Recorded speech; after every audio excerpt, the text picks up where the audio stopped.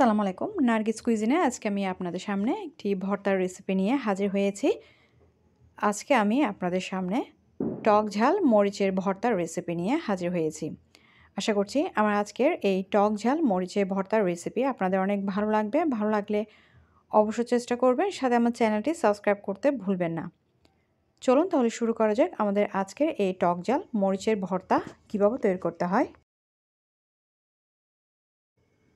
তার জন্য একটি শুকনো তাওয়ার মধ্যে আমি কিছুটা পরিমাণ সরিষার তেল দিয়ে প্রথমে একটি পেঁয়াজ আমি কুচি করে নিয়েছি, সাথে নিয়েছি 2টি রসুনের কোয়া। এই কুচি করা পেঁয়াজ আর রসুনের কোয়া আমি খুব ভালো করে একটু করে ভেজে নিচ্ছি। ভেজে একটু নরম করে নিব। যখন পেঁয়াজ কুচি আর রসুনের কোয়া নরম হয়ে আসবে ওই পর্যায়ে আমি চুলা থেকে তুলে নিব এবং একই তাওয়ার মধ্যে আমি আরও কিছুটা পরিমাণ সরিষার তেল দিয়ে এখানে আমি কয়েকটা কাঁচামরিচ নিয়েছি। কাঁচামরিচগুলোকে ধুয়ে আমি পানিগুলো ঝরিয়ে এই কাঁচামরিচগুলোকে এখন আমি এই তেলের মধ্যে ভালো করে ভেজে নেব, চুলা আঁচটা লো থেকে মাঝারিতে রেখে। তবে আপনারা চাইলে কাঁচামরিচগুলোকে একটু মাঝখানে ফালি করে এই বিচিটুকু ফেলে দিতে পারেন যদি ঝাল বেশি খেতে না চান। সব ভেজে নেওয়ার পরে আমি চুলা থেকে নামিয়ে নিয়েছি। এখন পেঁয়াজ আর রসুন আমরা যেগুলো ভেজে নিয়েছিলাম সেগুলোকে আমি একটি শিলপাটার মধ্যে ভালো করে বেটে নিচ্ছি। বেটে নেওয়ার পরে এগুলোকে আমি তুলে সাথে যে কাঁচামরিচগুলোকে আমরা ভেজে নিয়েছি সেই কাঁচামরিচ সবগুলো আমি এই শিলপাটায় বেটে নিচ্ছি।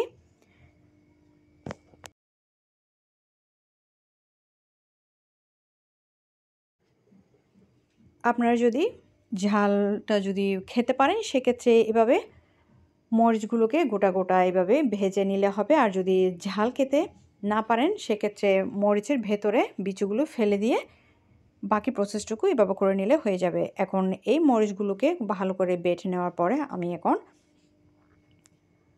ধনেপাতা কুচি সাথে বেটে নেব আচার। আমি এখানে জলপাইয়ের আচার নিয়েছি, আপনারা চাইলে যে কোনো আচার এখানে ব্যবহার করতে পারেন। এখন এই জলপাইয়ের আচারের আমি জলপাইয়ের বিচিটুকু আলাদা করে নিচ্ছি। আলাদা করে নেওয়ার পরে আমি খুব ভালো করে এই ধনিয়া পাতার সাথে একসাথে বেটে নেব।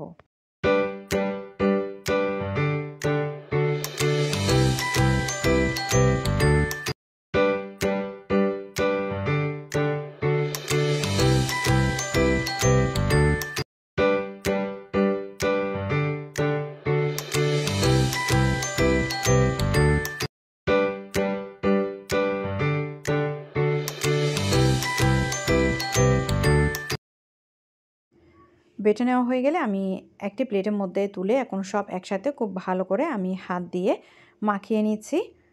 মাখিয়ে নেওয়ার পরে এখানে আমি দিয়ে দিব স্বাদ মতো লবণ।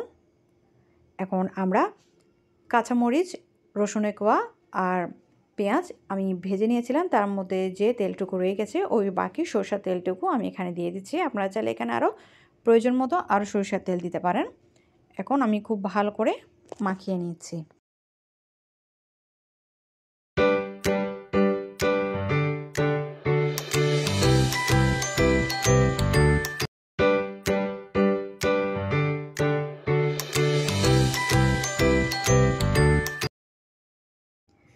মাখিয়ে নিলেই তৈরি হয়ে যাবে আমাদের আজকের রেসিপি টক ঝাল মরিচের ভর্তা। আশা করছি আমার আজকের এই টক ঝাল মরিচের ভর্তার রেসিপি আপনাদের অনেক ভালো লাগবে। ভালো লাগলে অবশ্যই চেষ্টা করবেন। আমার পরবর্তী রেসিপিগুলো দেখার নিমন্ত্রণ জানিয়ে আমি এখানেই শেষ করছি। আল্লাহ হাফেজ।